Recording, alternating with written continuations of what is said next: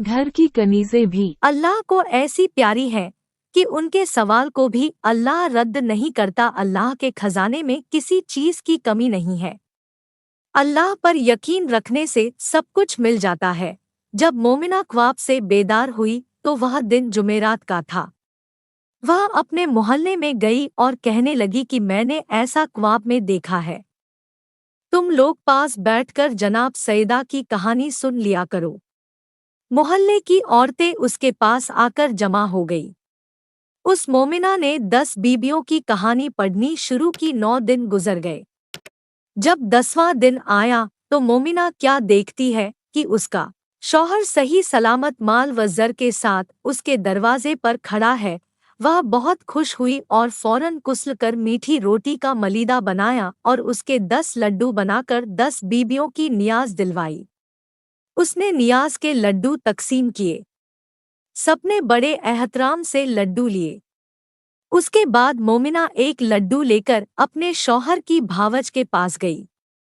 उस मगरूर औरत ने ये कहकर लड्डू वापस कर दिया कि हम ऐसी ईंट पत्थर की चीजें नहीं खाते, हमारे घर से ये लड्डू ले जाओ। वह लड्डू वापस ले आई और लड्डू खाकर अल्लाह का शुक्र अदा किया। अब इस मकरूर औरत का हाल सुनिए। रात को वह औरत सो गई। सुबह को क्या देखती है कि उसके बच्चे मर गए और सब सामान गायब हो गया। ये देखकर उसके हवास जाते रहे। दोनों मियाँ बीवी रोने लगे।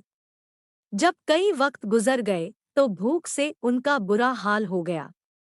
घर में गेहूं की भूसी मिली।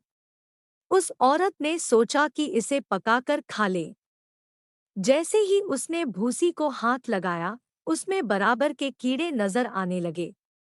जब उसके शौहर ने ये माजरा देखा तो कहने लगा कि मेरी बहन के घर चलो, वहां खाना मिल जाएगा। घर बंद करके दोनों मियाँ बीवी पैदल ही चल पड़े। चलते चलते उनके पैरों में छाले पड़ गए। रास्ते में उन्हें चने का हरा भरा खेत नजर आया।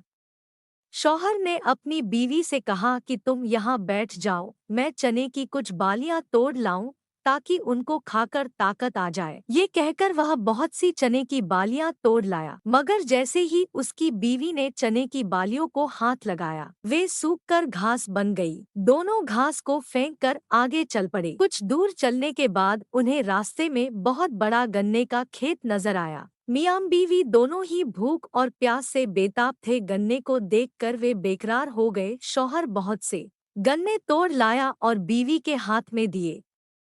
बीवी का हाथ लगते ही गन्ने भी घास बन गए। वे दोनों बहुत घबरा गए और घास को फेंक कर आगे चल दिए। कुछ वक्त बाद ये शख्स बीवी के साथ अपनी बहन के घर पहुंच गया। उसकी बहन ने उनके लिए बिछौना बिछाया। जब दोनों ने आराम कर लिया तो उसकी बहन ने उन्हें लाकर खाना दिया। ये लोग कई दिन के भूखे थे। खाना देखकर बहुत खुश हुए। जैसे ही उसकी बीवी ने रोटी का टुकड़ा तोड़ा तो क्या देखती है कि खाने में से सख्त बदबू आ रही है। खाना सड़ गया है।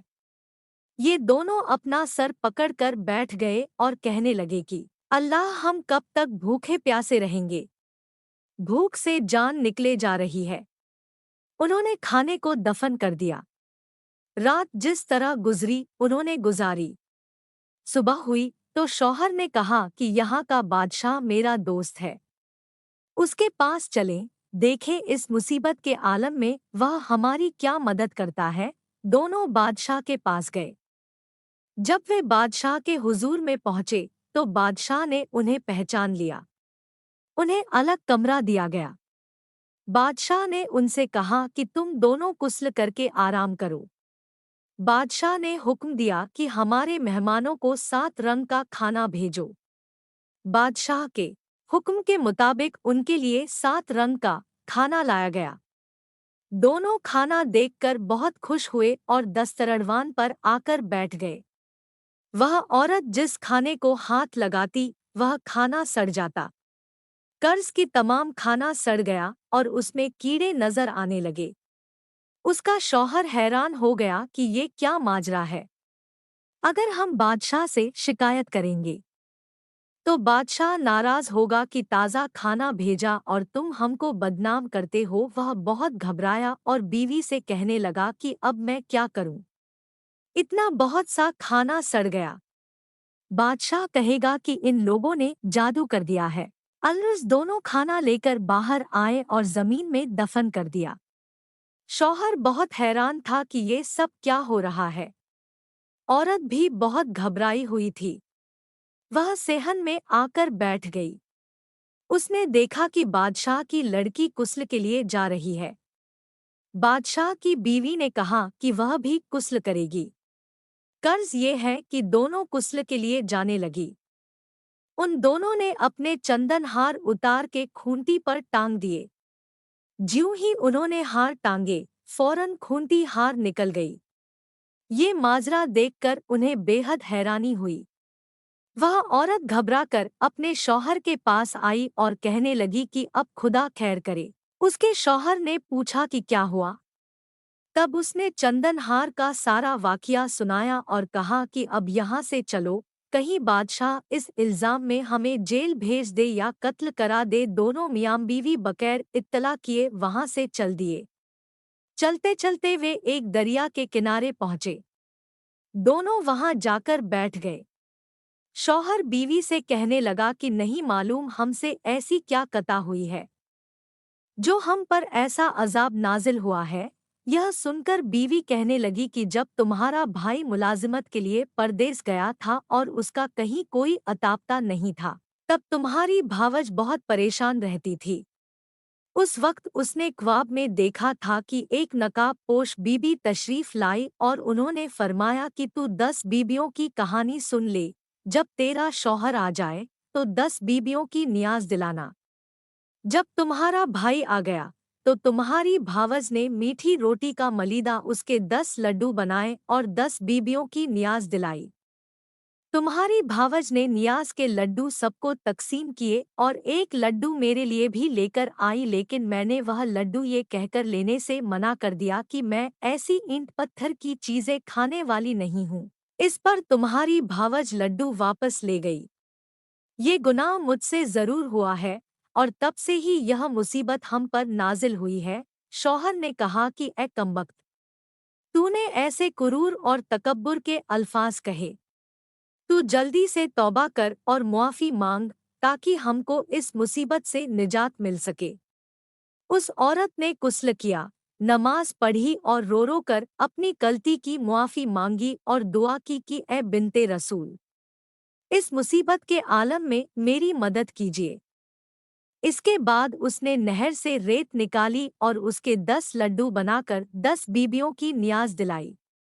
अल्लाह के करम और पाक बीबियों की तुफैल में वे लड्डू मोती चूर के हो गए।